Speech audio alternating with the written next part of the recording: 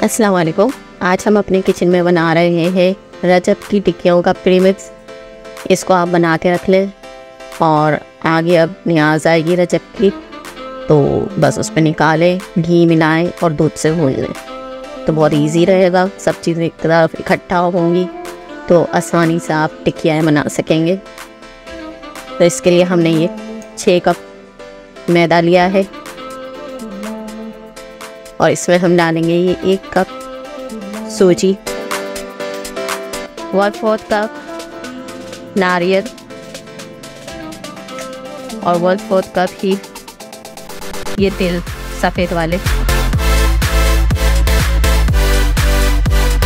अब इसको मिक्स कर लें।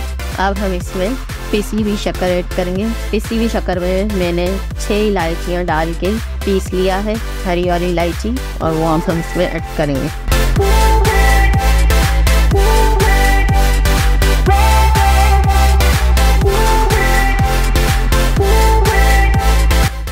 ये हमने 3 कप चीनी ली है, इसमें 6 इलायचियाँ पीस के ये देखें। अब हम इसे अच्छी तरह मिला लें और इसे मिला के किसी एयर टाइट कंटेनर में या शॉपर में ही रख लें और जिस दिन रजब की न्यास हो उस दिन निकालें।